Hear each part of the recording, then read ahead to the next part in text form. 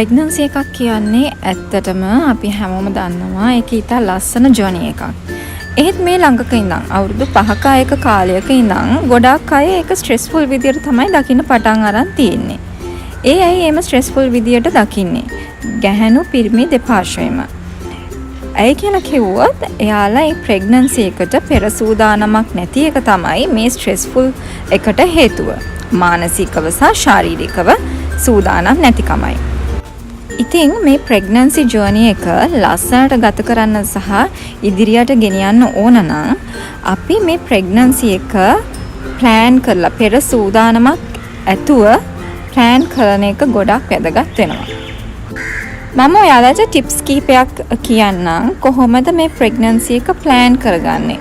කියන්නේ මේ ප්‍රෙග්නන්සි කාලය ලස්සනට ගත කරන්න කොහොමද සූදානම් වෙන්න ඕන කියලා ඔයාලට ටිප්ස් කීපයකින් කියන්නම්.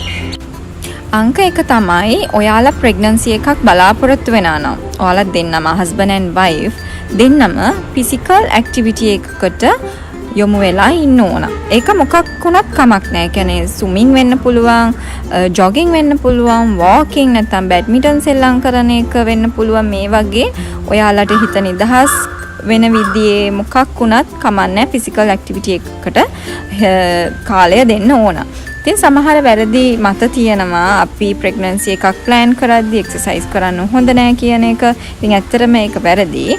අපි ස්වභාවික විදියට ප්‍රෙග්නන්සි එකක් ප්ලෑන් කරනවා නම් මුකුත් ට්‍රීට්මන්ට් එකක් කරන්නේ නැතුව ස්වභාවික විදියට අපි ප්‍රෙග්නන්සි එකක් ප්ලෑන් කරනවා නම් දවසට විනාඩි 30ක 45ක කාලයක් අපි මේම ෆිසිකල් ඇක්ටිවිටි එකකට අපේ කාලය දෙන එක අනිවාර්යයෙන්ම කරන්න ඕන දෙයක්. දෙවැනි එක තමයි බේසික් මෙඩිකල් කන්ඩිෂන්ස්. ඉතින් ඔයාලා ප්‍රෙග්නන්සි එකක් ප්ලෑන් කරන්න කලින් ඔයාලට මොකක් හරි අසනීප තත්ත්වයක් තියෙනවා නම් ඒවට බෙහෙත් කරලා ඒවා හොඳ කරගෙන ඉන්න ඕන ප්‍රෙග්නන්සි එක ප්ලෑන් කරන්න කලින්.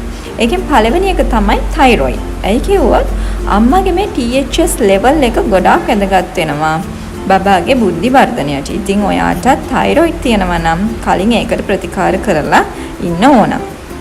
දෙවෙනි එක තමයි sugar diabetic. අම්මලාට sugar තියෙනවා කියලා හොයාගන්න පුළුවන් වෙන්නේ. ඒ කියන්නේ අම්මට සීනි තියෙනවා කියලා හොයාගන්න පුළුවන් වෙන්නේ random testing එකෙන්. ඉතින් අම්මගේ sugar level එකත් බලපානවා healthy pregnancy එකට. ඊළඟ එක තමයි BMI අගය. මේ හැම දෙයක්ම. ඒ කියන්නේ අම්මගේ උසට සරිලන බරක් තියෙනවද කියන එකත් ගොඩක් වැදගත් වෙනවා. ඉතින් මේ හැම දෙයක්ම අපි පරීක්ෂා කරලා ප්‍රෙග්නන්සි එකට සූදානම් වෙනවා නම් ඒක වඩාත් හෙල්දි විදියට තියෙන්න පුළුවන්. අවසාන එක සහ වැදගත්ම එක තමයි ෆෝලික් ඇසිඩ් ලබා ගැනීම. ෆෝලික් ඇසිඩ් කියන්නේ හැම අම්මා කෙනෙක්ම ප්‍රෙග්නන්සි එකක් ප්ලෑන් කරනවා නම් මාස 2කට කලින් ඉඳන්ම ලබා ගන්න ඕන දෙයක්. ෆෝලික් ඇසිඩ් ගොඩාක්ම වැදගත් වෙනවා බබාගේ බුද්ධි වර්ධනයට සහ බබාගේ කොඳු ඇට පෙළ වර්ධනය වෙන්න. ඉතින් ඒක නිසා අපි හෙල්දි බේබි කෙනෙක් එහෙම නැත්නම් හෙල්දි ප්‍රෙග්නන්සි එකක් බලාපොරොත්තු වෙනවා නම් අනිවාර්යයෙන්ම මාස 2කට කලින් ඉඳන්ම ෆෝලික් ඇසිඩ් ගැනීම අනිවාර්යම දෙයක්. හෙල්දි ප්‍රෙග්නන්සි එකක් බලාපොරොත්තු වෙන ඔයාලා හැමෝටම ඒ හීනය හැබෑ වෙන්න කියලා මම ප්‍රාර්ථනා කරනවා. ඉතින් මේ වගේ ප්‍රයෝජනවත් වීඩියෝ එකක් අරගෙන නැවත එනකම් ඔයාලා හැමෝටම සුබ දවසක්. බයි.